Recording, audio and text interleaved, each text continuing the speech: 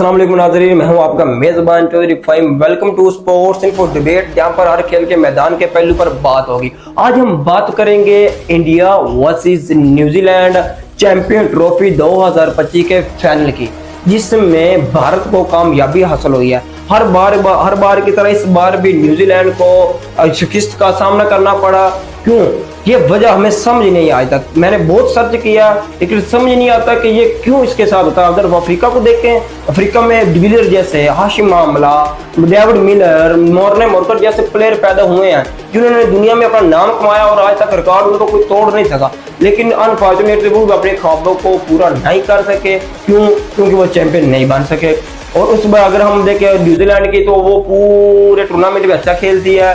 पूरे टूर्नामेंट में अपने क्या कहते हैं रिकॉर्ड बनाए जाते। जब बारी आती सेमीफाइनल की, जब बारी आती फाइनल की, तो फिर वही होता है जो हर बार होता है। इस बार भी 2025 में भी न्यूजीलैंड के साथ वही हुआ। अब इंडिया जीत गया, अफ्रीका भी हार गई, उसके अलावा न्यूजीलैंड भी हार गई। लेकिन अफ्रीका तो पहले से हार गई थी, लेकिन न्यूजीलैंड की जो हार बनती नहीं थी, वो पाकिस्तान में खेल रही थी होम ग्राउंड में। ऐसा लग रहा था जैसे पाकिस्तान में नहीं, न्यूजीलैंड अपने होम ग्राउंड में खेल रही है, नया रिकॉर्ड बना रही है। लेकिन फिर जब फाइनल में गए तो पता नहीं क्या हुआ है उनको। दुबई लगता था दुबई में पहली बार खेल रहे हैं। भाई दुबई में क्यों पहली बार खेल रहे हैं? वो कई मैच इंडिया के साथ वहां पे हुए हैं, लेकिन फाइनल में उनको क्या हो गया तो मुझे समझ नहीं आती। रविंद्र जडेजा जो मैन ऑफ द सीरीज आया है, और उसके अलावा उनका जो वो दूसरा है ना अफलीफ साहब, वो बहुत अच्छा खेला था। लेकिन इसमें वो कहते हैं ना, उनके दिल होने को करता है मगर आंसू नहीं। समझ नहीं आती पाकिस्तान की तरह न्यूजीलैंड के साथ ऐसा क्यों हो रहा है। पाकिस्तान के साथ तो ऐसा होना बनता है। क्यों? क्योंकि उनकी सिलेक्शन जो है वो मेरिट पे नहीं है, पर्ची प्लेयर चल रहे हैं वहाँ पे स्पर्श चल रही हैं। लेकिन न्यूजीलैंड की टीम के साथ ऐसा होना काबिल कबूल नहीं है हमें। तो आज इस सवाल से मैं बात करूंगा, और मेरा साथ जो देंगे वो है अली अहमद, जो कि स्पोर्ट्स एक्सपर्ट्स भी हैं। और अस्सलाम वालेकुम। वालेकुम अस्सलाम। कैसे हो जनाब? अल्हम्दुलिल्लाह ठीक। रमजान जा रहा है आपका? अल्हम्दुलिल्लाह। चले माशाल्लाह। तो आज हम बात करेंगे India versus New Zealand champion trophy 2025 के फाइनल की। इस बार भी न्यूजीलैंड हारी और इंडिया जीती। 2013 में भी इंडिया जीता, 2017 से पाकिस्तान के खिलाफ हारने का उनको सामना करना पड़ा, और 2025 में भी इंडिया जीत गया। तो ये क्या मेन वजह इंडिया हर बार चैंपियन ट्रॉफी 2013 से लेकर अब जीतता आ रहा है? कि बिल्कुल देखें, सबसे जो बड़ी वजह है ना इस चैंपियन ट्रॉफी की, तो वो ये है कि इंडिया को एक कंडीशन मिली, एक ग्राउंड मिला, एक ही होटल मिला, और बाकी जो 7 टीमें हैं उनके लिए ऐसा बिल्कुल भी नहीं था। जो पाकिस्तान होस्ट है चैंपियन ट्रॉफी का, उस टीम के लिए भी इतनी फैसिलिटीज नहीं थी जितनी टीम इंडिया के लिए थी। और एक तो इनकी सबसे बड़ी वजह ये है। और यहाँ में मैं एक बात ऐड करना चाहूँगा, ये उनको इस ICC इसलिए एडवांटेज देता है कि तो वो उसका जो क्रिकेट बोर्ड है वो सबसे अमीर तरीन है। दूसरी बात यह कि अब उनका सदर ICC का वो इंडिया का है। तो फिर इंडिया तो लाड़ प्यार तो उनको मिलना है। बिल्कुल। और इस पे बहुत सारे जो क्रिकेटर हैं, लेजेंडरी क्रिकेटर हैं, उन्होंने इस पे जो है ना कंप्लेन की है ICC के जो इस ना मुनसफाना जो रवैया था इस पे। और चैंपियन ट्रॉफी में इंडिया की जो टीम की सिलेक्शन है ना, वो भी आप देखें तो बड़ी ज़बरदस्त टीम की उनकी सिलेक्शन थी।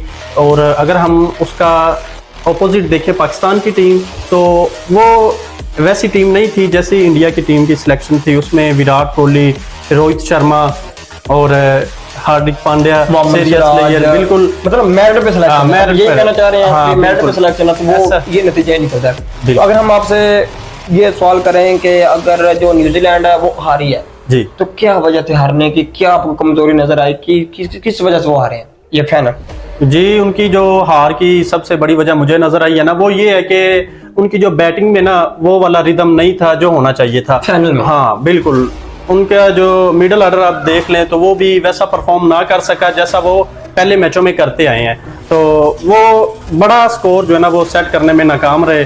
और अगर हम डैरल मिचेल को देखें तो उसने चैंपियन ट्रॉफी का रिकॉर्ड 50 बनाई है, स्लोएस्ट है। बिल्कुल बिल्कुल। अगर हम इसमें देखें तो हमारे जब बाबर आजम ने बनाई थी तो हमारा पाकिस्तान का मीडिया अहमद शहजाद, हाँ बिल्कुल, बड़े बड़े क्रिकेटर कह दे लो जी बाबर आजम अपने लिए खेल रहा है। देखिए अभी इसमें न्यूजीलैंड जो है ना वो पहले बैटिंग कर रहा था, चेज नहीं कर रहा था। और बाबर आजम ने जो 50 बनाई थी ना 81 बॉलों पे, तो वो पाकिस्तान उस वक्त चेज और डैरल मिचेल बाबर आजम का हम कंपैरिजन भी नहीं कर सकते। डैरल मिचेल एक 20 प्लेयर है, बाबर आजम तो वनडे प्लेयर है, मतलब ऑलराउंडर है। हाँ, बिल्कुल, ऑल प्लेयर है, लेकिन जो डैरल मिचेल है ना, वो हम क्या ये नहीं कह सकते कि वो तेज खेलता है। हम एक्सपेक्टेशन ही नहीं दे सकते उसके बारे में कि वो ऐसा करेगा। उसने स्लोएस्ट 50 बनाई 91 बालों पे, तो ये भी एक टर्निंग पॉइंट था। हाँ, वो भी फाइनल में हम सोच नहीं सकते थे। हाँ बिल्कुल, मुझे लगता है ये मेन कमजोरी ये थी। हाँ बिल्कुल यही थी। उसे चाहिए था कि तेज खेलता, ज्यादा रन्स करता, और अगर ये जो है ना उनका टारगेट जो उन्होंने दिया 251 का, अगर इसकी बजाय वो कोई 20-30 रन भी और कर लेते ना,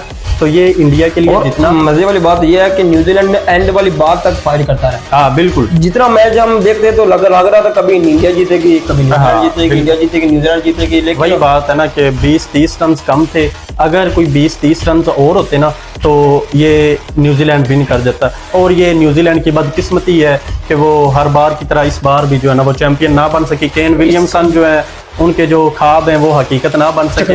हाँ, उनकी जो ख्वाहिशें थी वो अधूरी रह गई। तो उनका जो है ना एबी डिविलियर्स भी ऐसा ही था, वो इतना बड़ा नामी ग्रामी प्लेयर था, लेकिन उनके भी ये ख्वाहिश थी कि वो चैंपियन बने, लेकिन आई थिंक वो ना बन सकता। हाँ बिल्कुल, ये भी एक अल्लाह ताला की कुदरत से होता है। बंदा जितना मर्जी प्लेयर हो, कोहली आरसीबी की तरफ से खेल रहा है, उसने एक दफा भी टाइटल अपने नाम नहीं किया, चैंपियन ट्रॉफी को। लेकिन आप इंटरनेशनल में देखें तो उसने ऐसे रिकॉर्ड बना दिए हैं कि उसने जो सचिन तेंदुलकर, जो कि जिसको गॉड ऑफ क्रिकेट कहा जाता है, उसने उसका भी रिकॉर्ड ब्रेक कर दिया। अगर हम एंड पे ये बात करें कि ये पूरे टूर्नामेंट में और फाइनल में कौन सा यादगार ऐसा मूवमेंट था आपको नजर आया, तो वो आपको कहते हैं कि वो यादगार इस पूरे टूर्नामेंट में और फाइनल में?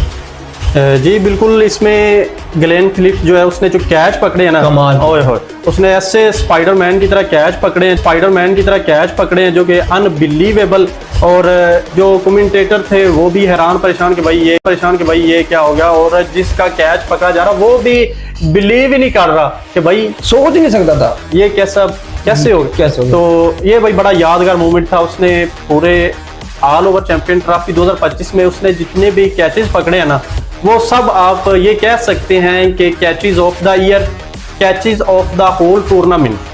लेकिन इस मैच में कैचेस ऑफ द मैचेस नहीं हो सकते। हाँ बिल्कुल, इसमें कैचेस ड्रॉप हुए तो मैचेस नहीं कर सकते।